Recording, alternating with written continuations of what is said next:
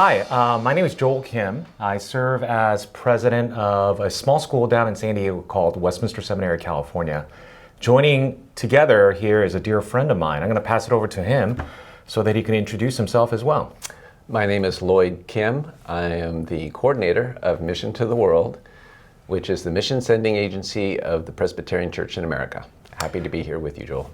Lloyd, they put us in the room in this way, and for us to talk about leadership, and especially in terms of the Asian American churches in general. I think the topic as a whole is how can Asian Americans serve the greater church, which I think is an interesting one.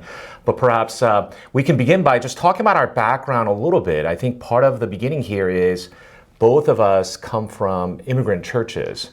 Maybe I can ask you, what is your background? How were you prepared and trained as you serve the church now? Yeah, I went to an amazing seminary. Yes, you're welcome. At Westminster Seminary in California, where I got most of my theological training. Yeah. But I grew up in the Korean American Church, Yeah. New Life Mission Church in Fullerton, and cut my teeth doing youth ministry. Yeah. And learning a lot from our senior pastor, living in two cultures, really working together with the Korean ministry, I was serving in the English ministry, and so that's a little bit about my background, but we also served as missionaries overseas in the Philippines and Cambodia. There's a lot of shared history here, and I wonder how much of our experiences inform the way we do our work now, because I too grew up in an immigrant church. I was born and raised in Korea until I was 10, came over to the States where my dad, who's a minister, church planted in San Jose. And then we came down to Irvine where he church planted again, where it's this kind of thing that you mentioned, listening to my parents and my dad preach and many others like him, learning how to serve at an early age, because at a church plant you have to do everything from putting chairs down to cleaning up to babysitting along the way, and negotiating this kind of cultural thing where you're trying to figure out your church friends versus school friends, but at the same time really having fond memories of the church, not without difficulties, but fond memories. And I think there are many of us who grew up in this immigrant generation having learned much, as you said about your senior pastor, learned much from that generation who preceded us. And I think there's a lot of gratitude there. Absolutely. But I wonder, as we see our peer groups and those who are behind us, as well as ahead of us, doing a lot of work beyond the immigrant churches now. How do you see that trend? What do you think is happening? It seems like the last decade in particular, where the focal point is less about the immigrant churches, but the broader churches beyond Asian American churches. You and I occupy spaces where it's not primarily Asian Americans, although many Asian Americans. Any thoughts regarding it? What's this transition, or perhaps what contributed to some of these, I think, engagements that are more broad, you think? Yeah, I mean, if you're asking, like, how does the Asian American church engage with, serve with, be a blessing to the greater church, my mind automatically goes to the mission field. Oh, absolutely. And thinking about our brothers and sisters in countries and in places that have such little resources and little role models, and the unique, I think, gifts that Asian Americans have in this Great Commission that we have. And so I do think there's something about always living in two cultures, always negotiating, as you said, how we relate to those. And I think all those things, you know, if you've ever experienced a negative experience being a minority, God, what I see is he can redeem that in seeing it not as a curse, not as like, oh man, this is so hard, but as God preparing the Asian American church really to be a blessing to the nations. You know, I think, you know, part of this is coming from families with global connections, because you're drawing from so many different countries. You're naturally thinking beyond this particular country, having respect as well as love for this country in which we find ourselves, but at the same time recognizing we don't necessarily belong here, with the consciousness of the Lord's kingdom being much more broad. I think it's a natural thing for everyone, and all the experiences that we've had, I think it confirms that God never wastes his time. None of these things were accidents, though we might have felt like at different stages, I wish I were just Korean or I were just American in that sense. Now, that global aspect is, I think, what makes some of the Asian American churches so focused and unique. And you happen to be part of an organization that sends missionaries, support them. What are some of the contributions and unique contributions of Asian Americans? And or perhaps you can even think about how can Asian Americans think about their upbringing and ministry and thoughts for the global church in some way? Yeah, like let me just stay on the previous thought in that when we were getting evaluated to be missionaries, they ran us through these different tests, and the things that they're looking for were things like perceptual acuity. That's interesting. Which is how well do you read a room? Yeah. How well do you see nonverbal experience? That was like, if you had that, that was good. How adaptable are you? How can you adjust and engage into different places in space? How flexible are you? And how is your language acquisition? And now I wasn't great at any of those things, but it just dawned on me, the Asian American church, we have been kind of primed in all those ways. If you think about it, we're always navigating, looking, watching, and it seems like those things have just kind of been built in. Now, I'm sure it's other immigrant experiences as well, but to me, that was like, wow, this can be a huge contribution to the kingdom in things that may come more now, there are challenges and struggles that Asian Americans have going overseas, but there are also, I think, some really natural and cool things that are happening. But I wanted to ask you, because I know that Westminster has a heart. Can you tell us a little bit about the school and its founding, and its where it is in Escondido and how it's uniquely placed? Would love to hear that story. Yeah, it's funny. What you're saying is, both of us happen to be Korean Americans. There's a word that's untranslatable, nunchi, which is about this awareness is actually beneficial. I love that. Hey, I serve this seminary where both of us happen to go, and it's been a great delight. So many challenges in different directions with seminaries these days, but the Lord's brought us wonderful faculty and students. One particular heart that we have is to recover what made the school unique in the first place, which is their motto, founded 44 years ago, was serving the West, because we didn't have that many seminaries out here. We're in California at the moment, but reaching the world. Wow. Recognizing the gateway location that we're in.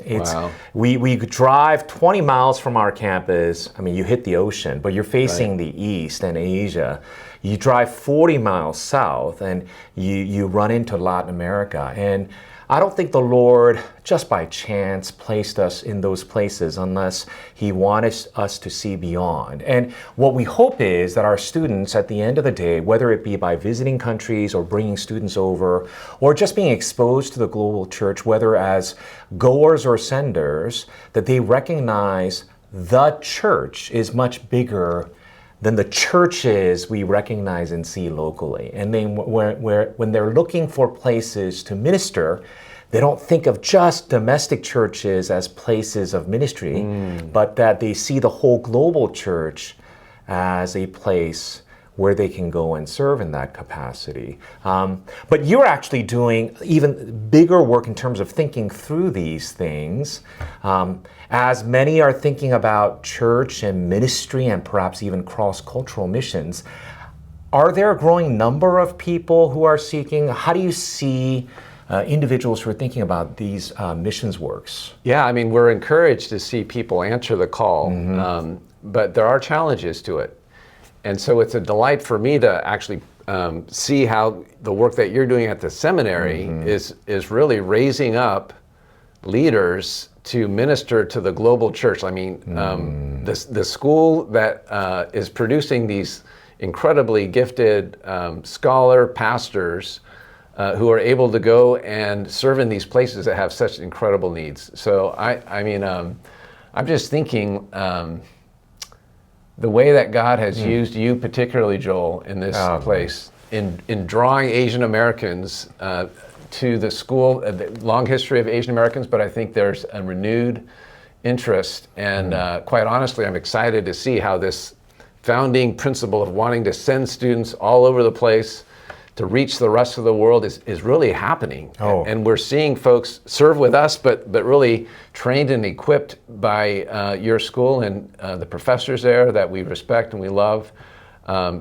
It's really exciting. Well, it's a really partnership. cool. I mean, Yeah. not just institution to institution, but just like-minded people and friends. I feel like the Lord's blessed us with people who surround us, both with modeling and encouragement along the way, for us to be able to work together. So it's a delight, Yeah. and you know, wonderful expectations. It kind of reminds me of a story of how you had come to help train some pastors in Southeast Asia. It was a sensitive country. Should I be nervous about this? No. Okay. It's a good story. But I think it really does kind of connect this picture of how, you know, both of us, we love the church, we're for the church, but we're actually serving in these institutions that help raise up folks to serve the greater church. And certainly you in your capacity, bringing leadership to the seminary, training up folks to help the church in the United States, but globally. And then our mission is to send people to these places. But I think it kind of brings it together as we think about that experience we had in Southeast Asia. Oh yeah, that was a fun time. Yeah. I mean, to be honest, Lloyd has exposed a lot of us to global missions as well as love of missions. I mean, obviously he spent time in Southeast Asia, Philippines first, and then Cambodia. And I don't think Cambodia and country like Vietnam we've ever thought about, except I remember at one point encouraging me and another friend of ours for us to travel out to a particular country for us to spend some time. It was such a grand old time in terms of being able to, I mean, it was humid. It was hot. Yeah, it was hot. It was hard. But it was a time where we were able to meet with national partners who were being trained for pastoral ministry. We examined them. Do you remember this? I do. And then we would teach during the day. In the evenings, there were 5 candidates for ministry, and we would use Google Translate and then translators to examine their exams as well as their oral exams. That's right. And then at the end of the day, we had the opportunity to lay hands upon them. That's right. And to launch them with the guidance of the Lord and empowering of the Spirit for them to serve. And many are still laboring faithfully. This has got to be a dozen plus years ago, don't you think? Absolutely. And just the thought of the Asian American church, I mean, we're just small representatives of it. Very. Being able to really help initiate a whole new church. I mean, giving birth to a movement of God's body in a place. I mean, that is super exciting. And I'm just so glad that you were able to come and be a part of that. No. One of those fond memories in my mind. Me too. Yeah. Highlights of my memory, especially shared with you. Yeah. Lloyd, maybe I can ask this. Given that, we were probably at that time in our 30s. Yeah, you were already in the mission field. I was teaching at the seminary. We have a lot of brothers and sisters who are, I don't know what the right phrase is, coming up the ranks. As they think about it, many of them kind of, as you and I did, begin their ministry in an Asian American context. That's Right. where they learn. Oftentimes I realize that sometimes being in an Asian American context may not seem like the best place or an ideal situation, but frankly, from my vantage point, I learned a lot of wonderful prayer, devotion, love of church, many things that I think I still go back to in terms of found to be able to draw from. If you were to see them and say, as they look out their 10, 15 years, it's on the Lord's hands, what would be some of your encouragements for them as they think about ministry and ministry direction? Yeah, I mean, I'm right there with you. Learned tremendously from the experience that I had in the Korean American church. And I guess, let's be honest, there are hard days. Yeah, absolutely. There are things that the reason why you grow is through conflict and through recognition of, for myself, speak for myself, my own pride, my own selfishness, and all those things. And I guess the encouragement is to say those things are never wasted.